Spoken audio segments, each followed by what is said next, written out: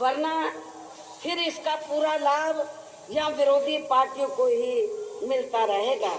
जिसे भी खास ध्यान में रखकर अब हर छोटे बड़े चुनाव में आप लोगों को अपना एक भी वोट ऐसे सभी स्वार्थी एवं बिकाऊ पार्टियों एवं संगठनों आदि को नहीं देना है, बल्कि अपनी एकमात्र हितैषी पार्टी बीएसपी को ही देना है, ताकि बीएसपी फिर से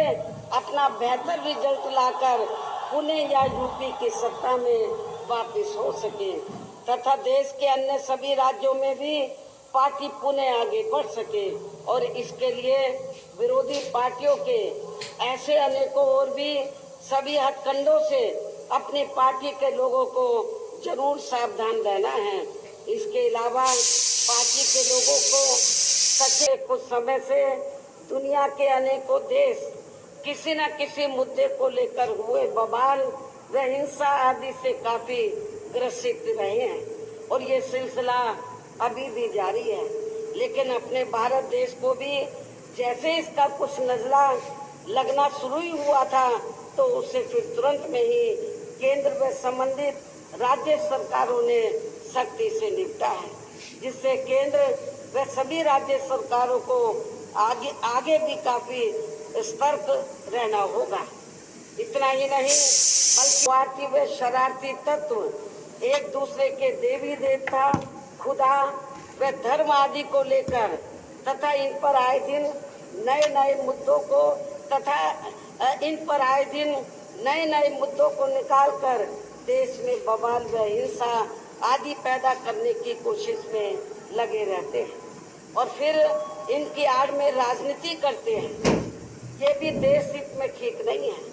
जबकि इन सब मामलों में सभी को भारत के मुताबिक चलना चाहिए,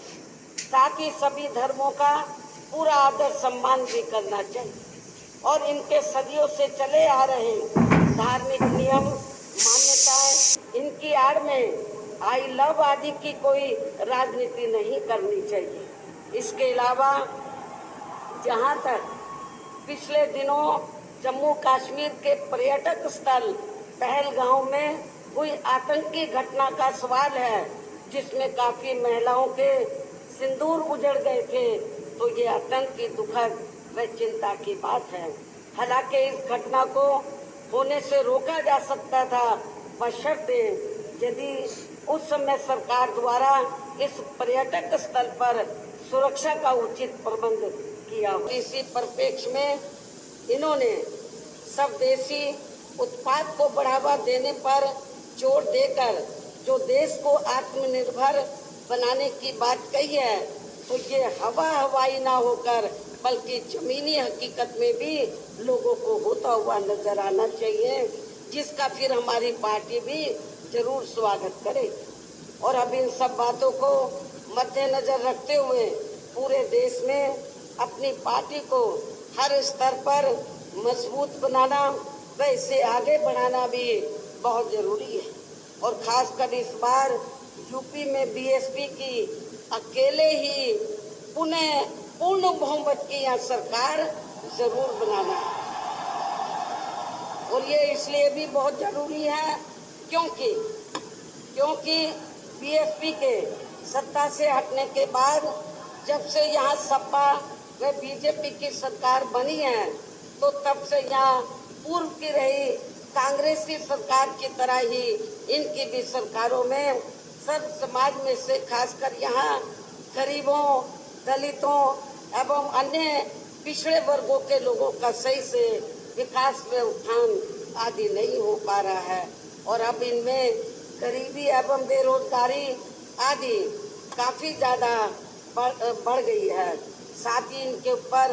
हो रही जुल्म जाति आदि भी काफी चरम सीमा पर पहुंच चुकी है। इनकी बहन बेटियां भी अधिकांश सुरक्षित नहीं रही है। इसके साथ ही इन वर्गों के लोगों को यहाँ आरक्षण का भी सही से पूरा लाभ नहीं मिल पा रहा है। हालांकि इस संबंध में आप लोगों को ये मालूम है कि इनके आरक्षण को लेकर अभी तक जितने भी मान्य कोर्ट के फैसले आए हैं, तो उनकी सभी जातिवादी पार्टियों की रही सरकारों ने सही से पैरवी नहीं की है, जिससे अब इनको आरक्षण का बहुत कम ही लाभ मिल पा रहा है।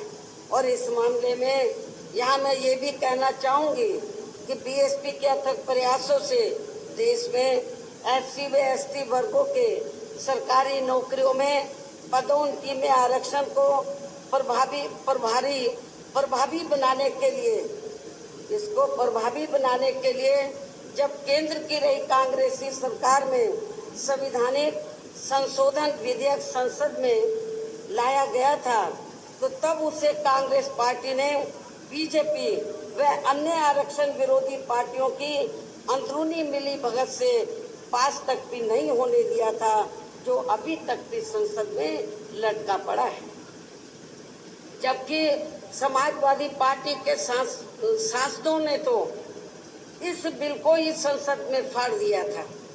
इतनी ज्यादा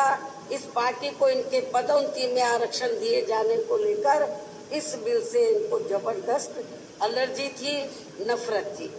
ऐसे में अब आप ही ये बताएं कि ऐसी स्थिति में कांग्रेस, बीजेपी व सपा आदि जैसी इन जातिवादी पार्टियों में या खासकर अपने दलितों एवं अन्य उपेक्षित वर्गों के लोगों का सही से विकास व उत्थान आदि हो सकता है, मैं समझती हूँ कतई भी संभव नहीं है। इसके अलावा इन्हीं की तरह यह उत्तर प्रदेश सहित पूरे देश में मुस्लिम एवं अन्य धार्मिक अल्पसंख्यक समाज के लोगों का भी सही से विकास व उत्थान आदि होना तो बहुत दूर की बात रही, बल्कि अब तो इनका जान माल व मजहब आदि भी पूरे तौर से सुरक्षित नहीं रहा है। इनके सच्चर कमेटी की रिपोर्ट भी दरकिनारी कर दी गई है। अपर कास्ट समाज में से गरीब लोगों की तथा विभिन्न क्षेत्रों में लगे लोगों की भी स्थिति हमें कोई खास अच्छी नजर नहीं आ रही है। वैसे भी इन सब मामलों में केंद्र व राज्य सरकारों के भी अधिकांश कार्य सरकारी फाइलों में ही सिमट कर रह जाते हैं, ये भी छिपा नहीं है। कानून व्यवस्था भी यूपी सहित पूरे देश में कोई खास अच्छी नहीं है। हर प्रकार के अपराध भी काफी बढ़ रहे हैं। ऐसे में ये विरोधी पार्टियां सत्ता में आने के लिए खासकर चुनाव के समय में अपने अपने चुनावी घोषणा पत्रों में जो किस्म किस्म के लुभावने वायदे करती हैं, तो उनको फिर ये पार्टियां सत्ता में आने के बाद 50% भी लागू नहीं करती हैं। साथ ही इनके गलत आर्थिक नीतियों की वजह से पूरे देश में गरीबी, बेरोजगारी व महंगाई आदि भी लगातार बढ़ती जा रही है, जिन पर पर्दा डालने के लिए अब ये पार्टियां आए दिन किस्म किस्म के हथकंडे इस्तेमाल करती रहती हैं। इतना ही नहीं, बल्कि अब तो सत्ता एवं विपक्ष अंदर अंदर मिलकर वे अपनी जातिवादी मानसिकता के तहत चलकर यहाँ बाबा साहब डॉक्टर भीमराव अंबेडकर द्वारा निर्मित किए गए इनके मानवतावादी व समता मूलक भारतीय संविधान को भी बदलकर इसे ये पुराने वाले जातिवादी ढांचे में ही परिवर्तित करना चाहते हैं, जिसके लिए इनके साधु संत भी आए दिन पैरवी करते रहते हैं, जिसे हमारी पार्टी बीएसपी कतई भी बदलने नहीं देगी, चाहे इसके लिए हमें कितना भी संघर्ष क्यों ना करना पड़े। तभी फिर यहाँ दलितों, आदिवासियों, पिछड़े वर्गों एवं अन्य उपेक्षित वर्गों के लोगों के कानूनी अधिकार सुरक्षित व बचे रह सकते हैं, वरना इन वर्गों के लोगों को अभी तक थोड़ा बहुत जो भी लाभ मिल रहा है, तो फिर यहाँ संविधान बदलने पर